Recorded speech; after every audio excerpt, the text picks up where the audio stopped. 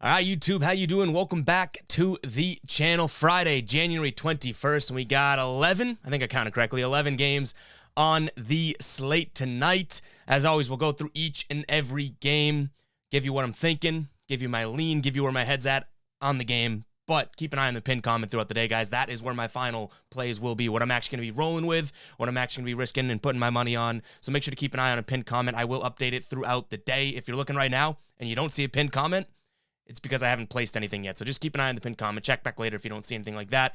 And yeah, if you guys want to, I said it last video and I like it. If you guys want to fade me, you're probably smart. But if you want to ride, it means you're a genius. So just keep an eye on the pinned comment. But let's get into the shout out of the day. Shout out to Kane here. Suns minus 2.5. That cashes. That was a great game. I watched that game. That game went back and forth. The Mavs looked good, but the Suns ended up coming out on top there. I think it was 109 to 101. That cashes. Pelicans versus Knicks over 209. Hey, can't win them all, Kane, but then the Warriors -4 in the first quarter. Also another good game on TNT there. That was a good game to watch as well, but that's a 2-1 night for Kane.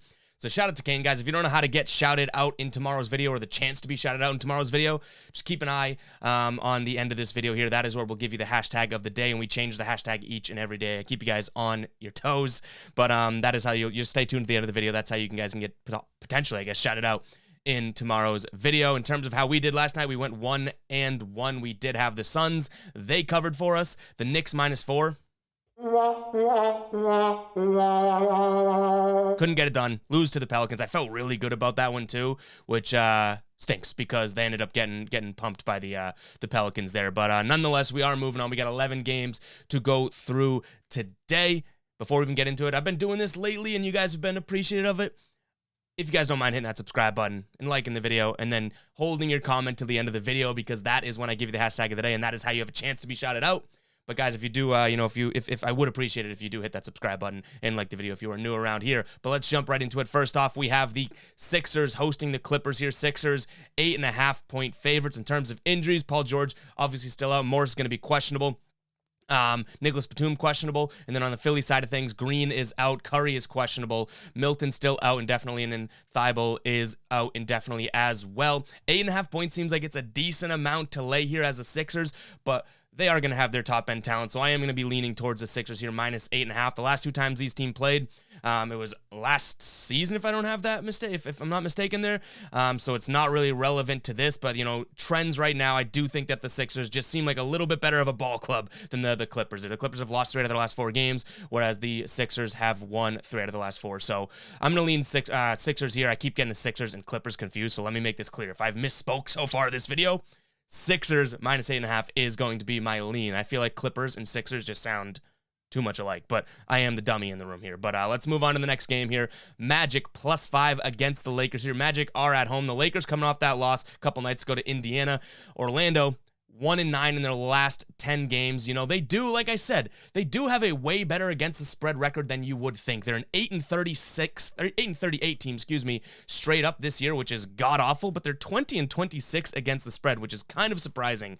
But nonetheless, I see the Lakers kind of bouncing back from this one. No new updates in terms of injuries here, so I do see the Lakers bouncing back, not losing 2 games in a row to 2 teams that they probably should have and could have beat. This Lakers team is definitely not playing really good basketball at all by any means, but neither are the Magic. So I do lean Lakers here. I think you're getting a pretty good and pretty valuable number there at -5. So I'm going to lean Lakers here, -5, even though they are on the road.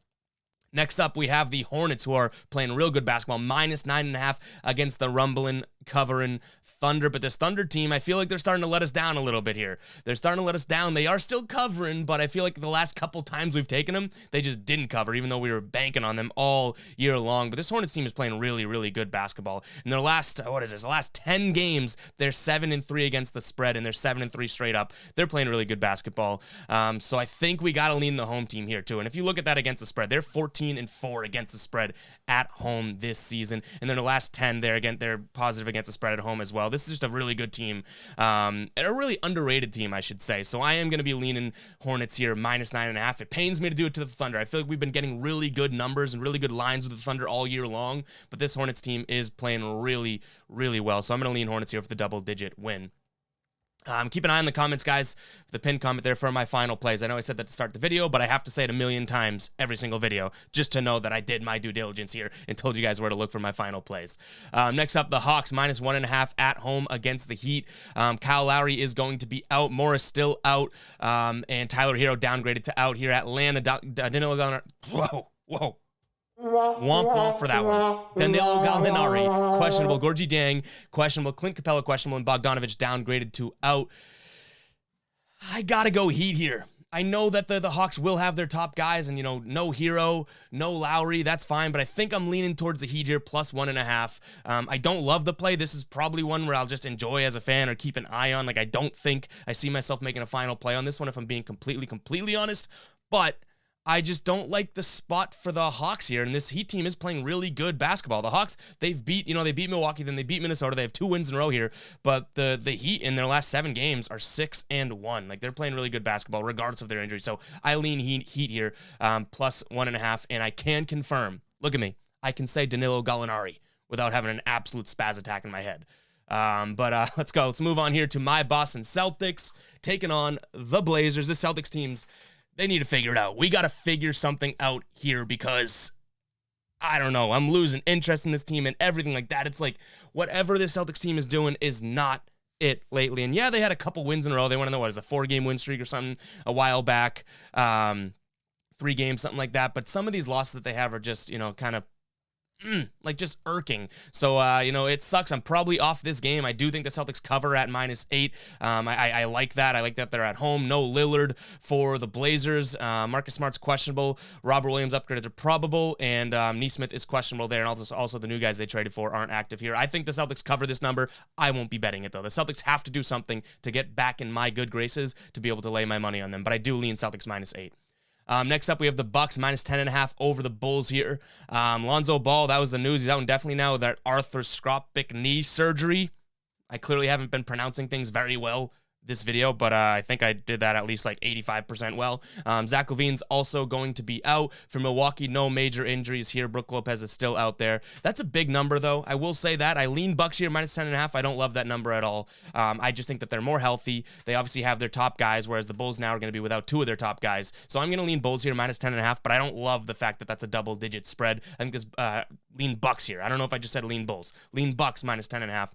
I can't speak today. My bad, but we're not going back now. But I do think that, this Bucks team is just healthier. They are going to be more dominant, so I have to lean them. I don't love the number on either side of things. Like, if someone was saying, hey, I'm going to take the Bulls +10.5, then it's like, okay, I'm not going to talk you off it. This one probably doesn't make the final play, but I will say that I do lean Bucks -10.5 here.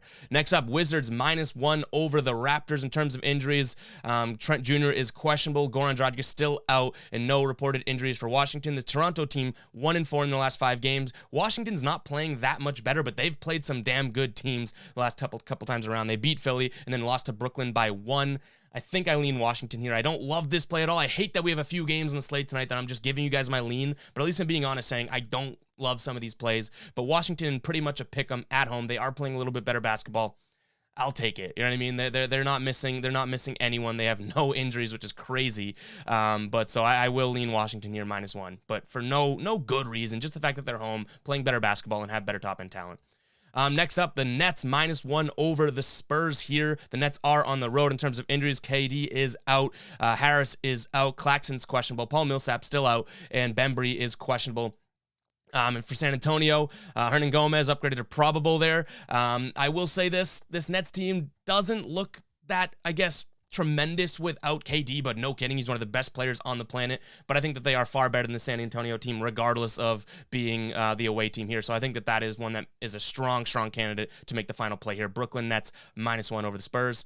Moving on here, Jazz -13.5 at home against the Pistons. That's a huge number, but it's probably doable. No Jeremy Grant, no Killian Hayes, and then for Utah, Donovan Mitchell's still out. Rudy Gay's probable, but I think that this Utah team is far better than the Pistons, and the fact that they've lost to the Lakers, then lost to the Rockets, I have a feeling even without Mitchell, this Utah team kind of comes out and fires. And, on the other side of things, Detroit just beat the Kings, so it's kind of like who returns, water finds its level, who's going to return there first. I think that Utah probably covers this number, but it's a really big number if I'm being honest, and That's a big number. Next up, we have the Nuggets -3.5. Memphis getting 3.5 points. That is interesting.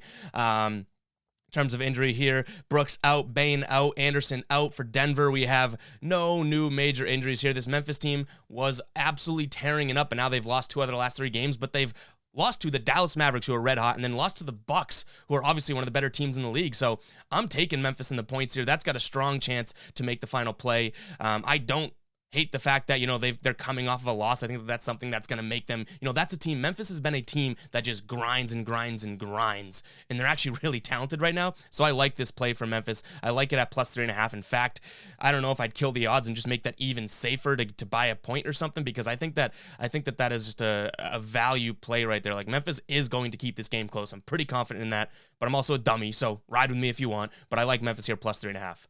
All right, last game on the board tonight, Warriors -10.5 against the Rockets. Warriors, I stayed up for that game last night. Heartbreaking. We didn't even have any skin in the game, but I have really liked the Warriors as of late, and they are 4-6 in their last 10 games. Now, I know they have injuries. I get it. But, man, they are not the same team. But at the same time, I think this is a bounce-back spot for them, -10.5. I might buy a point there just to get it to a double-digit win.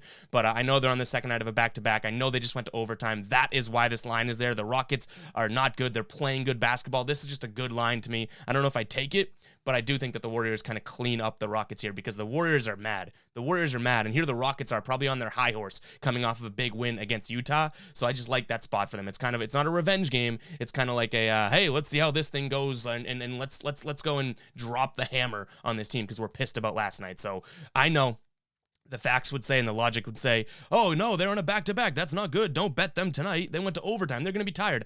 I don't know. I think that they have a really good spot here in terms of just saying, hey, let's put that in the past. Let's absolutely stomp this bad team. And that's what we're rolling with. So that is going to do it for the predictions portion of the video, guys. Hope you guys do enjoy, just going through that. I know I rant. I know I'm a dummy. I know that I talk way too much. But that's what we talked about in the last video. I see the comments of people being like, can you shut up and just give me your lean? And I say, I womp you for that, because I'm going to just do me out here, guys. And I appreciate all the supportive comments in the comments as well. But speaking of comments, guys, let's get into the hashtag of the day. Hashtag of the day is #weekend.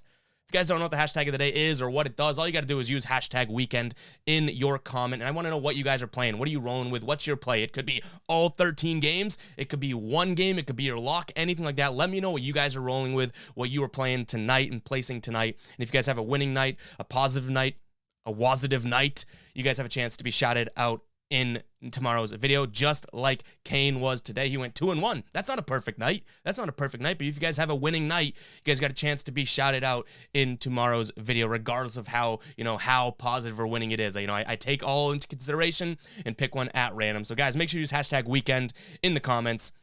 And let me know what you're playing tonight and everything like that. And again, if you're still stay tuned until here, we're going to try and get videos out tomorrow morning and then Sunday morning as well. But I am going away for the weekend, so it might not be a setup and everything like that. And, if you guys have not been following along, the OGs know. But we've kind of gone through a pretty big life change lately. Like, we're not the same studio setup or anything like that, so it is what it is. Maybe I'll tell you guys more and more in time, but yeah, we're making do with what we have right now, and I'm gonna try and grind and get a video out tomorrow morning for tomorrow's picks and everything like that. But just FYI, if there is no video, you guys can, obviously it's right here. You can hit me up on Twitter at @EvGuyBoston, and you can also just keep an eye on the community tab on the YouTube channel. You go to the channel and you click the community tab, and you guys will see an update from me. But that's enough ranting from me. Hopefully everyone make some bread tonight. Use #weekend in your comments, and I'll catch you guys in the next video. Peace out.